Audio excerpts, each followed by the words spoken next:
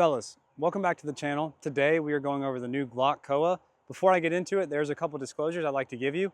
The first disclosure being that I did not purchase this firearm and it wasn't sent out to me by Glock. It's on lend from a good friend, so thank you to him for letting me borrow his Glock COA. Other than that, all the ammunition in this video was paid for by me. Nothing else in this video is sponsored. So now that we've gotten the disclaimers out of the way, let's get into the Glock COA. Before I get into the firearm, let me answer the question, what is the Glock COA? It's a collaborative design between Glock and Aimpoint, providing an all-in-one solution to the consumer, essentially creating a one-stop shop, giving you an optic and pistol package. The next question being, what is the COA? The COA is the red dot you see on this pistol here.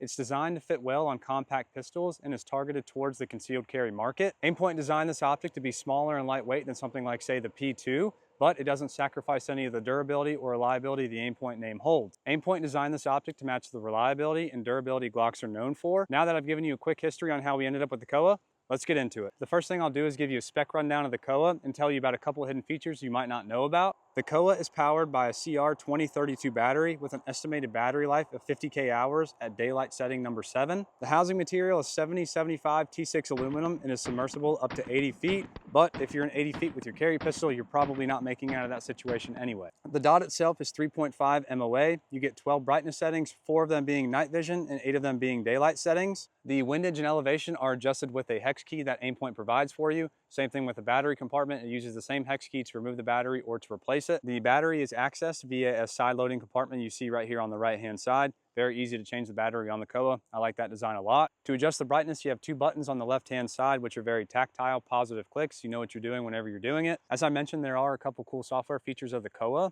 The first one being is because this is meant to be a carry pistol, it has a lockout feature on the brightness settings. So if you're appendix carrying this pistol and you were to accidentally press the button, it wouldn't adjust your brightness. The initial click is an unlock setting, so it won't adjust your brightness up or down without an initial push. After that initial push, it unlocks the brightness. You can either adjust it up or down, whatever you prefer. The second software feature is if you have the COA on anything above setting 9, so hypothetically, let's say it's on setting 12. Every 2 hours, the COA is going to decrease 1 brightness setting, so after 6 hours, it's going to be back on setting 9. The significance of this is that it helps preserve your battery life. Setting 9 on the brightness is where you get that 50K hour battery life. That way you don't have to worry about turning your optic on and off. The COA automatically helps you save your battery, which I think is pretty cool. Considering the fact that this is a concealed carry pistol, I think that's a really cool feature. Now that we've gotten the specs out of the way, let's go over the new A-cut design. The A-cut design is a direct mounting solution that eliminates the need for an optic plate or to send your slide off to get it milled. It utilizes a new wedge design to help distribute the harsh forces of recoil on the optic and the screws. The back locking wedge pushes the optic down and forward and pushes the optic against an angle wedge surface in both directions. These wedges prevent the optic from moving in any direction, even if the tolerances are slightly off. These screws, which are right here in this back iron sight, have significantly less force applied to them during recoil as the slide reciprocates back and forth,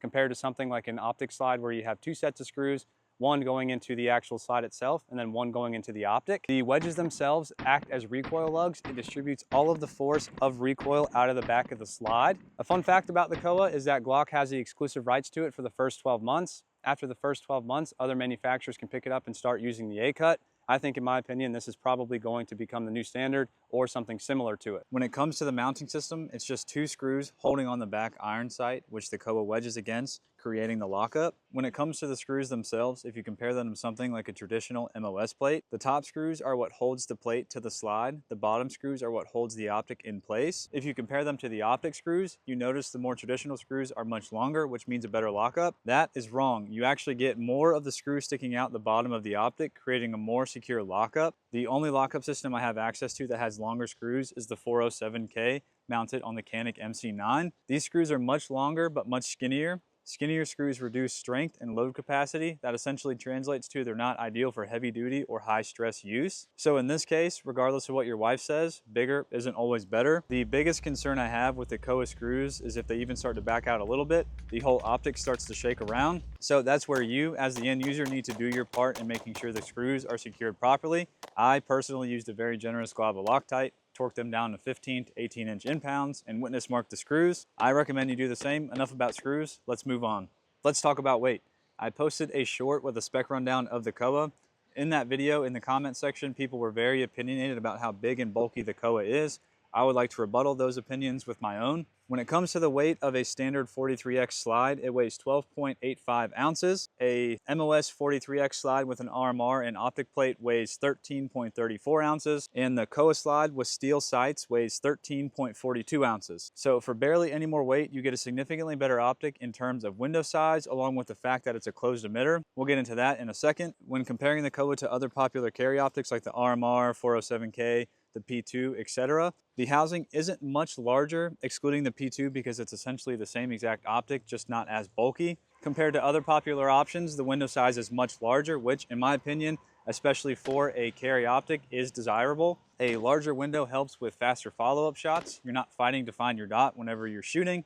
I think the trade-off for barely larger housing, but a much larger window is desirable, especially for me personally. The only red dot that really beats the COA is the SRO, but the SRO is kind of in its own category. Like I mentioned, the COA is an enclosed emitter red dot. For those of you that don't know what an enclosed emitter is, in short, they use a rear and front lens with housing connecting the two, which essentially translates to there is absolutely no chance of any form of debris obstructing the emitter. Closed emitter red dots also tend to be more durable. The biggest disadvantage to them is that if any sort of debris or moisture gets inside of the housing, your red dot will be foggy or obstructed and you'll essentially have to submit a warranty claim. Open emitters are still susceptible to water or debris, but all you have to do is either remove the debris or wipe away the water and your dot will reappear. There's advantages and disadvantages to both, but for the peace of mind a closed emitter gives me with the chance of debris or moisture obstructing the dot being zero, I think it's a good option for concealed carry. But don't let my personal opinion deter you from using open emitter red dots. If you take a look at this RMR, as you can see, it's extremely well seasoned and hasn't failed me yet. It essentially comes down to testing and training with your gear and figuring out what works for you. Before we finish up, let's go over a few concerns I have with the COA. The first being the A-cut. I think the A-cut is a great design and innovative, but the A-cut as of right now is proprietary. If you buy the Glock COA combo, as of right now, you are limited to only using the COA on the Glock you purchase it with. Like I said earlier, after the first 12 months, other manufacturers can start using the A-cut. It will be very interesting to me to see who will start using it and making products to accommodate it. The next concern I have is every once in a while I would get a spent casing bouncing off the front of the COA. It never caused any malfunctions, but it is something to note. And finally, for the gun itself, I had no malfunctions at all, but I did have some failures to lock back after the last round. After testing all of my 43X magazines, there were two causing the issue. These mags also have spent the majority of their life pretty much every day in my vehicle for the last few years. This is just a friendly reminder to check and make sure that your magazines are functioning properly. So, what's my final verdict on the COA? In short, I'm a fan. I like the idea of a more secure lockup and less stress on the screws holding the optic in place. I personally am a fan of closed emitter red dots, so that's another check mark for me. The biggest downfall is the fact that the A-cut is proprietary and it'll be 6 months to a year until we really get to start to see who picks it up and who starts manufacturing stuff for it. Regardless of what people say about its looks, the COA is barely bigger than other popular carry options, but offers a much larger window. You also get the reliability and durability both Glock and Aimpoint are known for at a reasonable price point. If Aimpoint ever offers us as a standalone red dot, manufacturers will eventually design a mounting solution to use this as an offset or top dot on a scope or LPVO. I think that would be pretty cool. Other than that, thank you all for sticking around until the end. I know time is very limited for everybody, but thank you for spending your time with me. If you have any opinions or agree or disagree with anything I said in this video, let me know what they are in the comments. Again, a big thank you to my buddy who let me borrow this. I really appreciate it and I had a good time shooting it. But if there's any other firearms or optics you want to see me talk about, let me know what they are in the comments. But until then, I'll be back with more videos.